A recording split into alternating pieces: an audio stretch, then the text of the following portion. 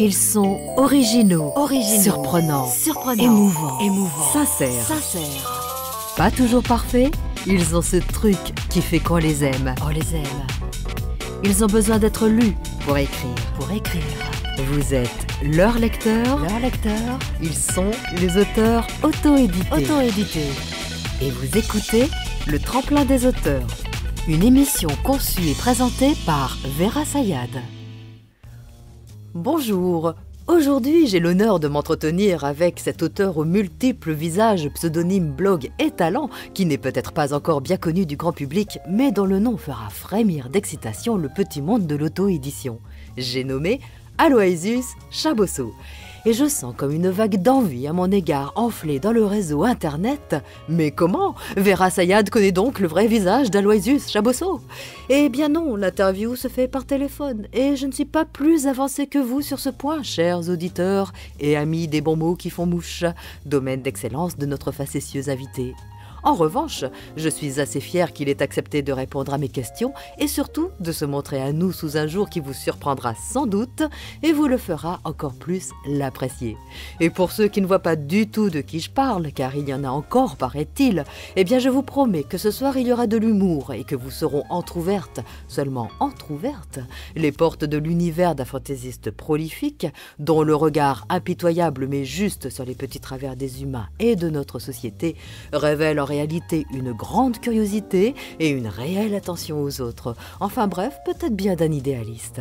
Mais avant toute chose, comme il se doit, faisons connaissance avec sa plume par ce texte intitulé « Sur les amoureux ». Les amoureux dans la rue sont seuls au monde. Ils s'embrassent avec fougue, les yeux clos, en ignorant la vie qui grouille autour d'eux. Les observer, même du coin de l'œil, est un spectacle qui n'a rien de très engageant. Sans compter que parfois, cette irrépressible envie d'échanger leur salive leur vient d'un coup. Alors ils s'arrêtent tout net et on manque de trébucher sur eux.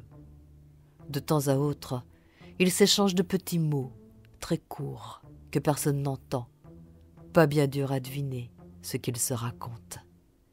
Puis ils referment les yeux et recommencent, comme si le trottoir était un gigantesque lit construit dans le seul but de célébrer la magnificence de leur amour.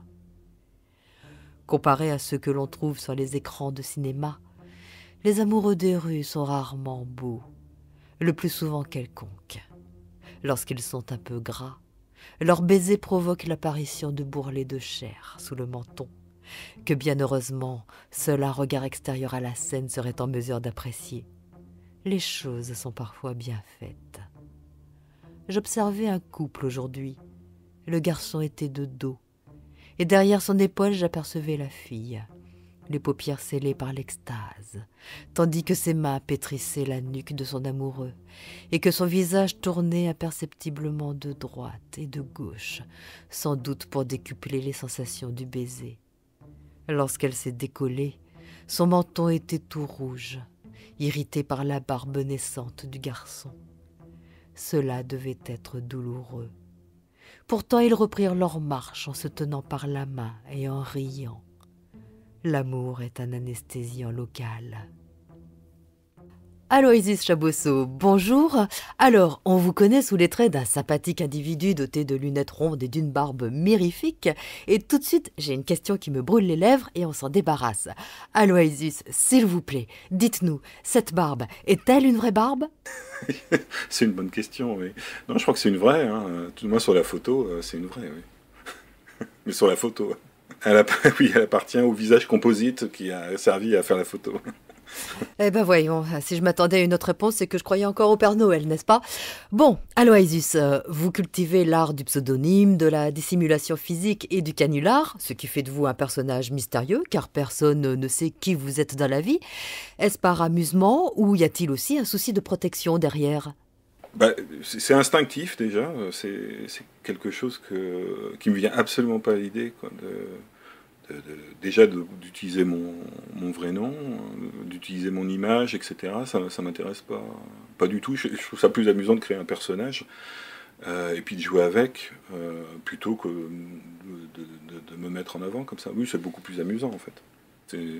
C'est pour ça, puis je peux en créer d'autres comme ça, en fonction des domaines ou de l'envie du moment, quoi. Puis les continuer ou les abandonner. Puis j'ai pas envie qu'on vienne me voir dans le cadre de mon travail ou je sais pas quoi, enfin une sorte de mise en avant qui n'est pas toujours très bien perçue, quoi, en fait. Donc voilà, c'est complètement scindé, ça n'a strictement rien à voir, personne ne peut me retrouver, ne peut faire de rapprochement, et donc c'est très bien comme ça. Bon, et bien maintenant que voilà traité une bonne fois pour toutes, si je puis dire, la question de votre image, parlons un petit peu de vos œuvres.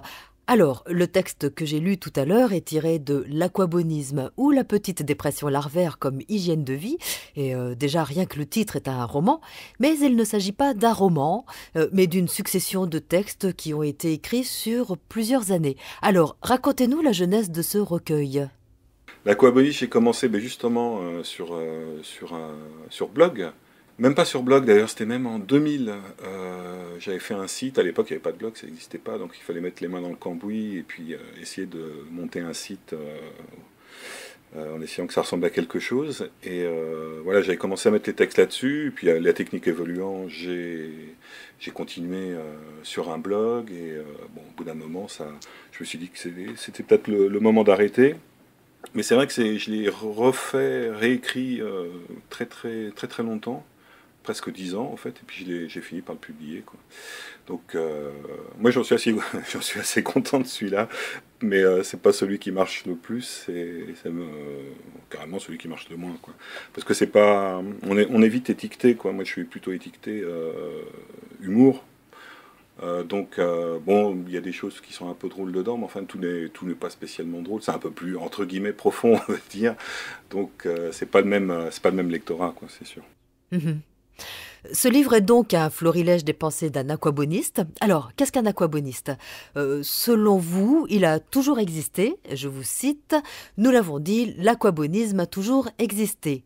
L'homme des cavernes qui reste assis et dessine d'un air absent des motifs abscons sur le sol, tandis que ses camarades sont partis cueillir des baies, est un aquaboniste en puissance.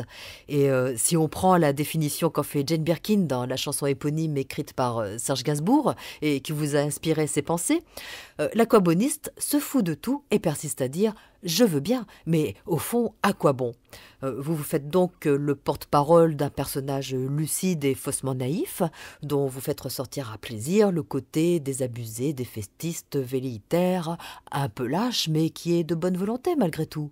Oui, c'est ça, bonne volonté. Ça rate souvent. Il aimerait bien s'insérer dans un fonctionnement normal, un peu comme tout le monde, et puis il fait tout un tas de tentatives plus ou moins désespérées, et puis qui se soldent souvent par un échec, quoi. Mais c'est le côté drôle de la chose. Et à tout hasard, est-ce que ce personnage est votre alter ego? Bon, c'est vrai qu'à l'époque, j'étais un peu dans cette démarche-là. Bon, j'y suis toujours, en fait, mais avec un côté à se dire que il faut pas non plus donner à 100% dedans. Enfin, faut justement pas en faire une philosophie de vie, parce que sinon, on est vite anéanti. Mais bon, l'idée m'amusait.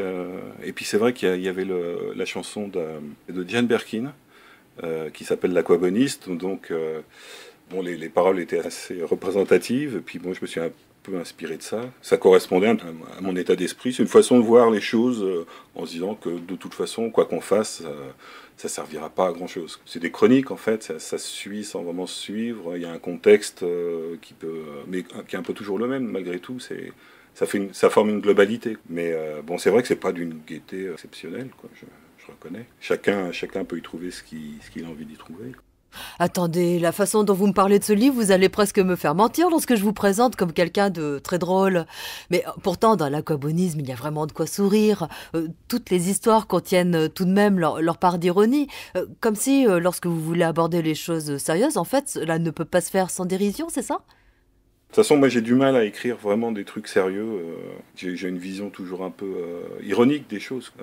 S'il n'y a pas d'ironie, c'est pas. Enfin, moi j'arrive pas. J'ai essayé d'écrire des choses sérieuses, entre guillemets, vraiment premier degré. Il y a toujours un moment où ça flanche, quoi, où ça part dans ce qui m'intéresse le plus, quoi. Donc, À travers ces textes, vous évoquez divers aspects de la vie quotidienne ou des thèmes plus existentiels, comme le travail, les vacances, le ménage, mais aussi l'amour ou la mort. Et quel est le fil conducteur qui sous-tend toutes ces observations? C'est c'est le désir d'insertion, d'un autre côté la solitude parce que voilà, des difficultés à s'insérer dans un fonctionnement normal, on va dire.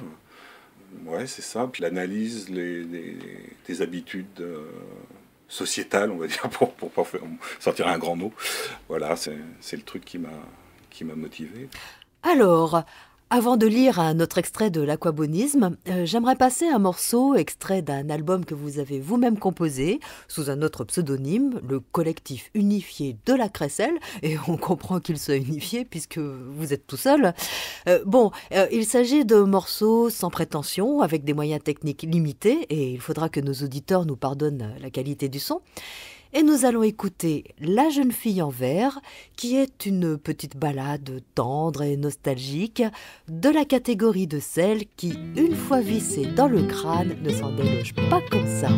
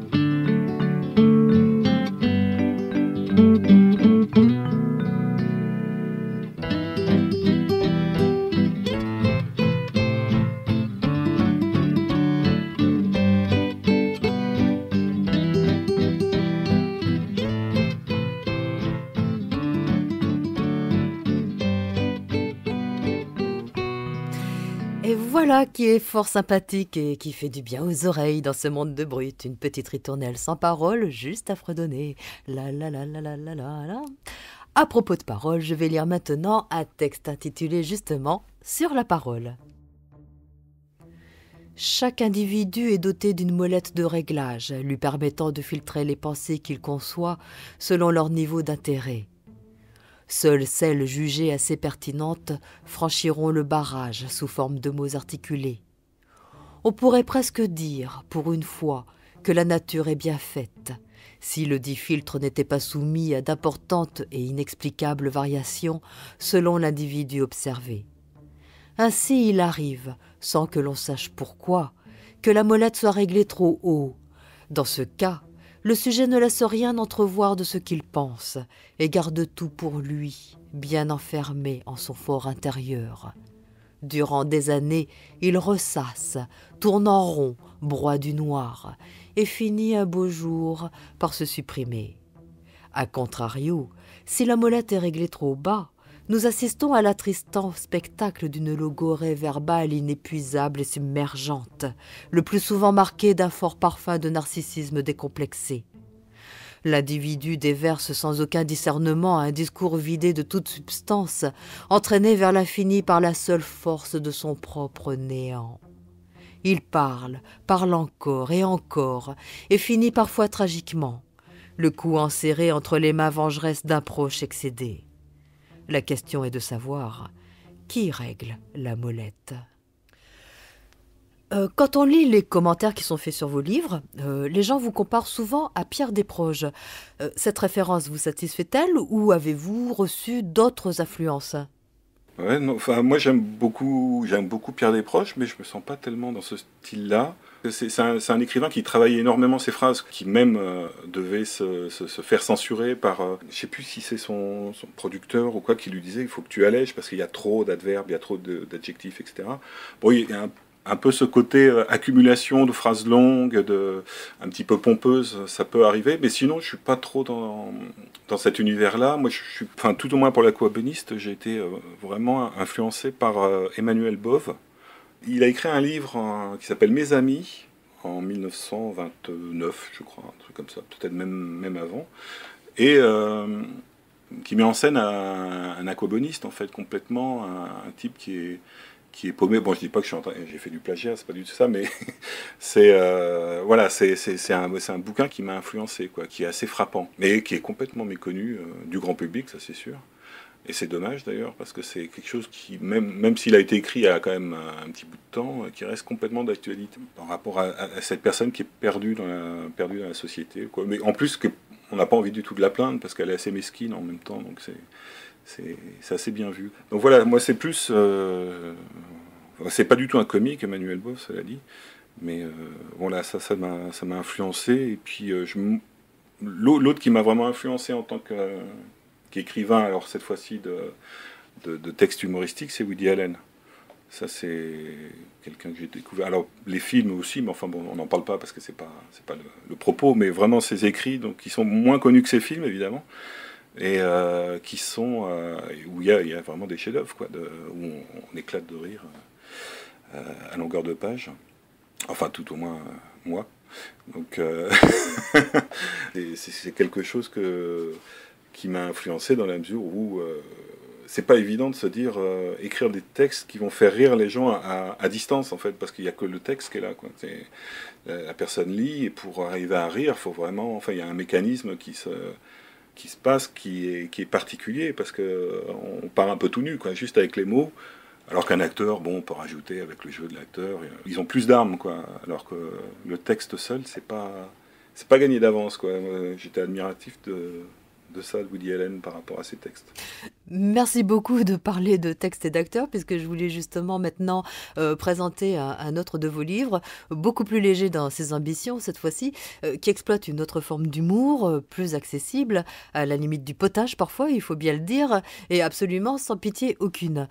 Il s'agit de Chloé face à son miroir. Alors, Chloé est une jeune femme de 35 ans qui tient un monologue, seule face à son miroir, et qui s'interroge sur son existence de femme célibataire, qui aimerait bien trouver un père à ses futurs enfants, le tic-tac de l'horloge biologique se faisant entendre. Et elle nous livre son regard sur la vie et les relations humaines à travers ce qu'elle en connaît par ses propres expériences.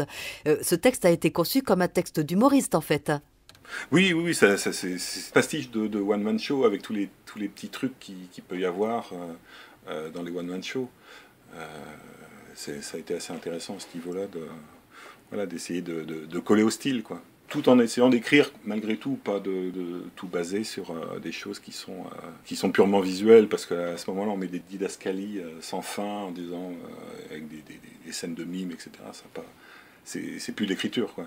Donc ce qui est intéressant, c'est d'essayer de provoquer le rire juste par le dialogue. Enfin, le monologue, du coup. Ce thème de la femme célibataire qui se veut franchement grande gueule, mais qui au fond a aussi son côté midinette, qui s'inquiète beaucoup sur son devenir amoureux, est un thème qui est fréquemment visité par nos grandes humoristes françaises depuis les années 90-2000, et qui a pour ancêtre le fameux journal de Bridget Jones. C'est ce que vous avez voulu pasticher ? Oh, ben c'est un peu, enfin, en 2007, c'était encore très tendance. D'ailleurs, ça l'est toujours, même si il y a eu des ramifications dans tous les sens. C'est carrément un domaine entier de la littérature, quoi. Après, ça s'est codifié complètement, et bon, c'est un peu rigide, quoi. C'est un peu vain, faut dire aussi. Mais dès le départ, c'était assez amusant, quoi. Et c'est vrai que c'était un peu dans cet esprit-là. Ou alors les films avec Bridget Jones. Je me suis amusé à faire un truc un peu à la manière d'eux, quoi. Mais voilà, c'est pas quelque chose qui m'a pris beaucoup de temps, contrairement à l'aquaboniste, et voilà, qui était beaucoup plus facile à écrire, c'est sûr. Ce qui est assez étonnant, c'est que Chloé est une femme et elle s'exprime à travers la plume d'un homme. Et cela ne se ressent absolument pas. Alors, est-ce que vous avez une part féminine particulièrement développée, ou est-ce que vous avez été bien conseillé, ou vous avez bien observé votre entourage féminin et du coup acquis une connaissance précise de ce qui peut se passer dans la tête d'une femme ? Ouais, à l'époque, j'avais une amie qui me faisait beaucoup rire avec ses histoires, quoi. Elle m'a beaucoup inspiré sur. Je vais pas voler des choses. Toujours, faut être prudent. Je vais rien voler du tout, mais je m'en suis inspiré sur les points de départ des situations et toute la thématique en fait qui était sa thématique à elle en fait, ses inquiétudes. Voilà, c'est vrai que ça a été le point de départ. Donc une excellente influence. Non, mais c'est vrai dans la mesure où elle me faisait rire, je me suis dit, bah, il faut en faire quelque chose. Il y a de quoi faire rire d'autres personnes, quoi. Pourquoi être égoïste et être seulement deux à rire? Eh bien, d'une part, grâce à cet ami, il n'y a aucune fausse note dans Chloé face à son miroir. Et d'autre part, nous allons avoir la preuve tout de suite que vous n'êtes pas égoïste. Et là, je suis en train de faire une transition fabuleuse vers le prochain morceau que nous allons écouter, lui aussi de votre composition, et qui s'appelle La fausse note. Pourquoi? Parce qu'il y a une petite fausse note qui se balade quelque part et que vous avez eu la flemme de supprimer, m'avez-vous dit. Et à propos de votre générosité, une bonne surprise pour nos auditeurs qui ont l'oreille fine, puisque les 10 premiers qui trouveront à quel moment s'est glissée cette fausse note gagneront un de vos livres, celui de leur choix. Et pour savoir comment participer, il suffira de retourner sur le podcast du Tremplin des auteurs, mais on y reviendra à la fin de l'émission. Voilà, pour l'instant, la fausse note. Écoutez bien.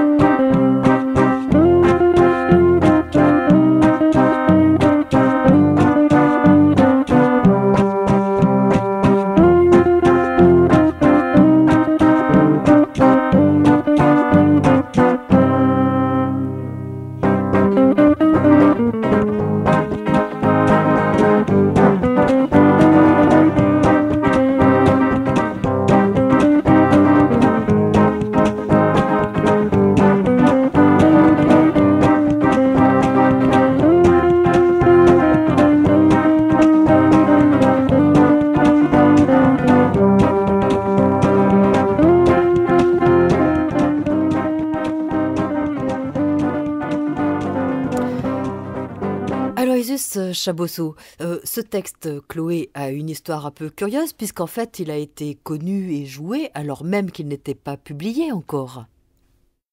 Non, il n'a pas été publié. En fait, je l'avais mis sur un site de théâtre pour des troupes ou des acteurs qui auraient voulu le reprendre, ce qui s'est produit d'ailleurs à plusieurs reprises. Donc ça a été joué, je ne sais pas combien de fois, parce que les gens ne disent pas toujours, en fait. Il y a certains qui sont très soucieux de ça et qui me disaient, voilà, il y a telle représentation, etc. Mais Il y en a pas mal. De toute façon, avec Internet, non, c'est assez facile. Il suffit de taper le nom, puis on tombe sur les représentations. Et c'est vrai qu'il y en a eu un certain nombre. Donc moi, j'étais content parce que bah, voilà, c'est toujours bien de faire vivre un texte. Puis ça veut dire que ça a plu. De là à le monter, à apprendre par cœur ces pages pour les restituer. J'étais assez flatté, forcément, hein. Mais bon, ça n'a pas été publié. C'est en fait quand je suis arrivé sur Amazon, donc je me suis dit, bah tiens, je vais le publier, pourquoi pas. Euh, ça peut être tout à fait lisible comme ça, en dehors d'une scène de théâtre, quoi. Et j'ai eu pas mal de commentaires dessus, des gens qui, globalement, étaient assez contents de leur lecture. Donc c'est bien, ça m'a rassuré dans la mesure où il n'y a pas spécialement... Enfin, c'est bien avec une actrice, évidemment, mais sans actrice, ça fonctionne aussi. Donc, pour avoir lu des retranscriptions de one-man show comme ça, il y a certains textes qui passent pas du tout l'écrit. C'est-à-dire que ça marche que avec le comédien. On rit en voyant le comédien, on lit le texte et on a perdu tout le sel de ce qui se passait sur scène. Donc là, visiblement, bon, ben, les gens qui l'ont lu, tout au moins, ont été contents. Je suis content aussi. Chloé est un personnage qui, comme beaucoup de femmes, il faut le reconnaître, est bien gentille, mais assez caustique, et qui a un regard sur le monde pas toujours très tendre, à tel point que les actrices qui ont repris ce spectacle en ont supprimé quelques extraits. Il y a eu de la censure exercée, c'est ça? Oui, oui, il y a eu de la censure, oui, oui, absolument. Il y a tout le sketch sur la maison de retraite qui a été à chaque fois d'ailleurs, hein, mais voilà, peut-être que les gens n'avaient pas envie enfin, trouvaient ça choquant, alors que moi je trouve pas ça choquant particulièrement. Enfin, après chacun a son niveau de voilà où il se retrouve un petit peu gêné, mais moi ça m'a pas étonné non plus, hein, cela dit. Donc je m'étais bien amusé à l'écrire justement ce sketch. Je trouvais ça dommage dans la mesure où ben, déjà ça enlevait de l'intérêt à la pièce, mais voilà, c'est comme ça. Tout à fait. Bon, alors, quand j'ai choisi l'extrait que je lirai à la fin de l'émission, j'ai failli prendre celui-ci sur la maison de retraite, et j'ai aussi hésité sur une analyse de texte que vous faites de la chanson de Joe Dassin, L'été indien, qui est une analyse impitoyable. Mais en fin de compte, j'ai choisi autre chose en me disant, somme toute, que les lecteurs qui en seront curieux n'auront qu'à lire Chloé face à son miroir.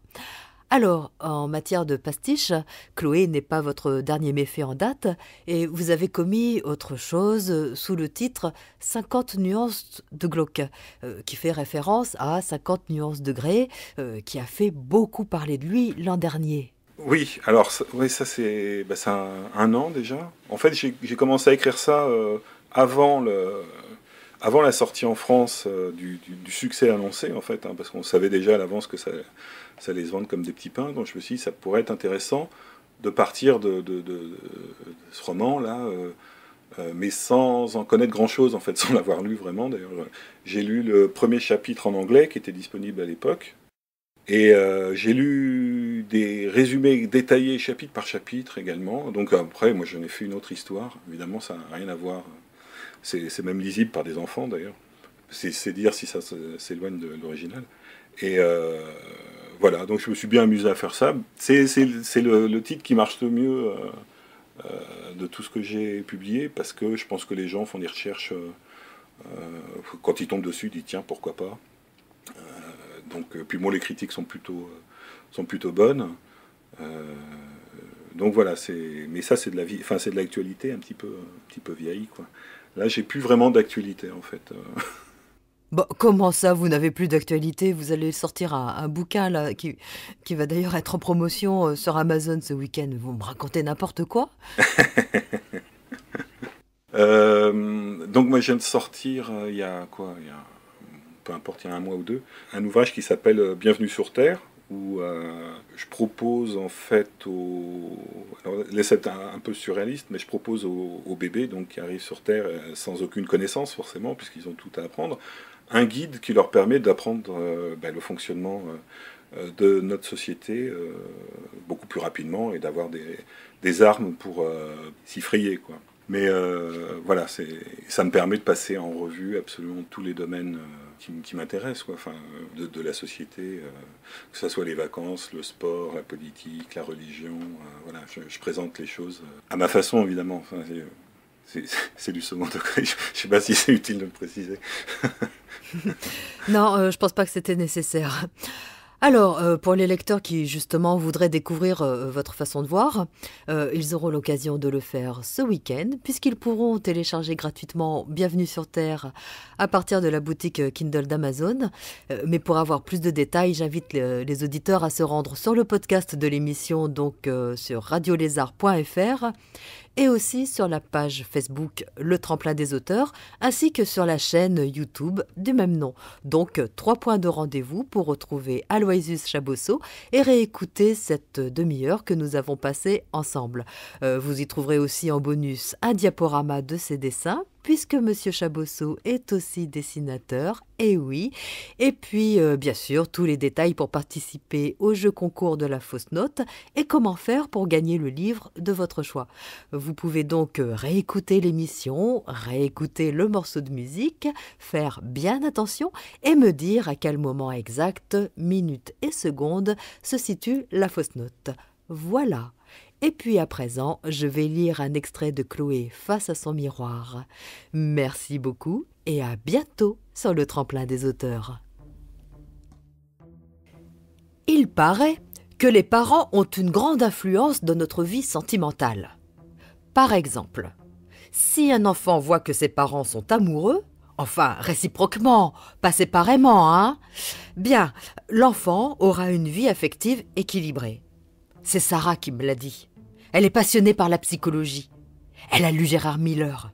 Et elle regarde Mireille Dumas alors que ça passe très tard à la télé. Elle en veut, quoi. Ça m'a fait comme un électrochoc. Et j'ai réalisé. Il est possible que des parents soient amoureux. Eh oui, statistiquement, c'est envisageable. Comme il est statistiquement envisageable que dans l'immensité du cosmos intergalactique, il existe en dehors de la Terre une autre planète habitée. Bon, j'exagère un peu, d'accord. Mais il faut dire que j'ai un peu de mal à être objective. Ma mère mesure 1,75 m. Mon père, 1,60 m. Ma mère est taillée comme une nageuse biélorusse qu'aurait pas mis les pieds dans une piscine depuis 20 ans. Et mon père, on dirait un petit rat de l'opéra avec une moustache. Question physique, c'est ce qu'on appelle un couple mal assorti. Ma mère considère que tout ce qu'elle dit est l'exacte vérité et occupe son temps à aboyer. Mon père passe ses journées à se demander quand on va enfin mettre au point un collier à la moutarde pour femme. Des fois, je me demande comment ces deux-là ont pu me fabriquer. Ça a dû se faire par inadvertance. Un soir d'orage, mon père a pris peur, il a sauté au cou de ma mère et hop, 9 mois après, j'arrivais. J'en profite d'ailleurs pour remercier solennellement l'orage qui m'a permis d'être là ce soir. Tout ça n'est pas très poétique, j'en conviens. Mais vous savez ce qu'a dit le poète ? S'aimer, c'est regarder dans la même direction. Eh bien, dans ce cas, mes parents s'aiment beaucoup. Je peux même dire à quel moment. C'est très précis. Tous les soirs, à partir de 20h30, même quand il n'y a rien à la télé. La télé, c'est vraiment le ciment du couple. Un ciment à prise rapide. Au bout de 5 minutes, il n'y a plus rien qui bouge dans le canapé. À part la main de ma mère crispée sur la télécommande. Elle passe d'une chaîne à l'autre à la vitesse de l'éclair. Du coup, mon père, il essaye de bien comprendre ce que fabrique Michel Sardou dans un reportage sur l'Afghanistan, pourquoi une femme qui a décidé de maigrir se permet d'intervenir dans Basic Instinct, mais bon, c'est un vrai tourbillon, alors il s'endort. Ma mère zappe tellement qu'on voit plus les chiffres sur les boutons de la télécommande. Sauf le 5. Celui-là, il est comme neuf. Jamais servi.